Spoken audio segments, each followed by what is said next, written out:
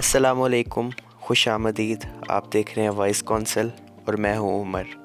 आज की इस वीडियो में हम सिक्योर रीएनएक्स से रिलेटेड बातचीत करेंगे, डिस्कशन करेंगे और देखेंगे कि आने वाले वक्तों में सिक्योर रीएनएक्स के चलने के इम्कानात हैं या नहीं।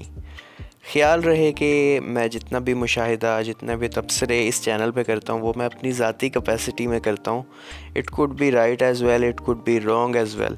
तो इसका मतलब ये नहीं है कि जो बातें मैं कर रहा हूँ ज़रूरी है कि वो ठीक ही हों और ज़रूरी है कि वो गलत ही हों।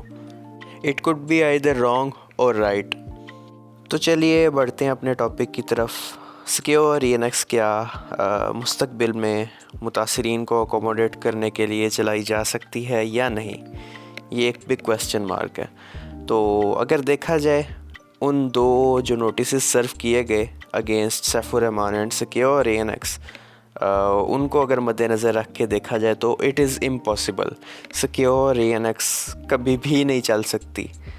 और जो लोग तो ये सोचते हैं कि शायद सिक्योर रीएनएक्स दोबारा से आए और आवाम के फलाह व बहबूद के लिए काम करे, व्हाट्सोएवर उसके पीछे क्या होता है, बैक डोर पे किस तरह लोगों को अकोमोडेट किया जाता है, उसमें हम नहीं पढ़ेंगे। क्योंकि हमने देखा मलिक नवीद साहब जो कि एक डिफरेंट कंपनी बना चुके हैं, हमने ये भी सुना था कहीं से कि जो पहले दो विड्रॉल हैं वो मलिक नवीद साहब अरेंज करके देंगे।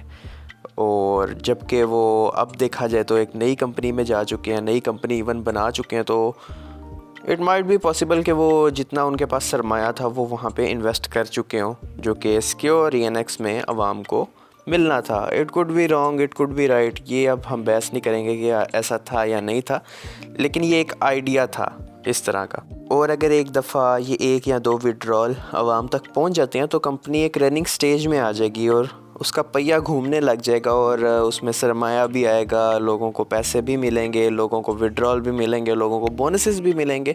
बस ये पहले जो दो विड्रॉल हैं ये बहुत इंपॉर्टेंट हैं।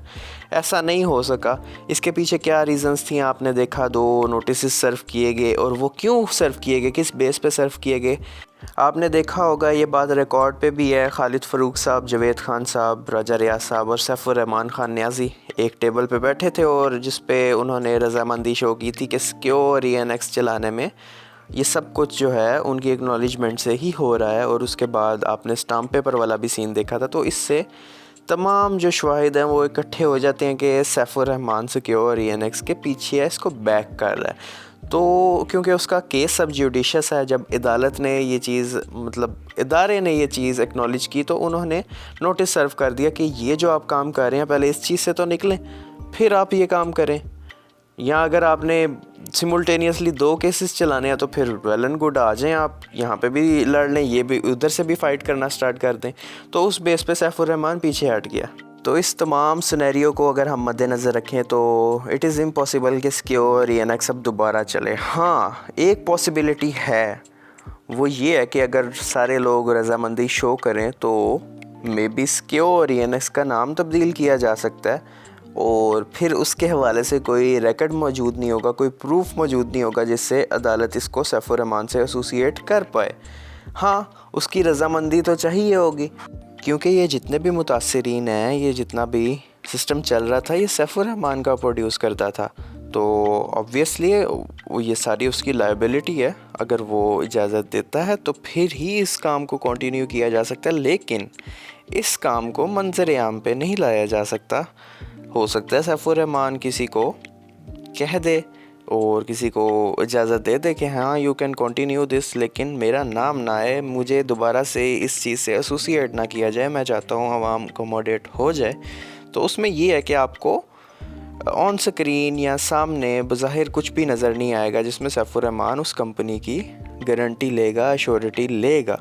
तो इसके लिए सबसे पहले किसी को वॉलंटियर करना पड़ेगा कि हाँ मैं ये मुतासरीन की लायबिलिटी अपने सर लेता हूँ और मैं सैफुर रहमान का नाम नहीं आने दूंगा और ये काम मैं सर अंजाम दूंगा और आवाम को अकोमोडेट करने की पूरी कोशिश करूंगा। उसके लिए कोई अगर बंदा सामने आता है तो फिर ही पॉसिबल है।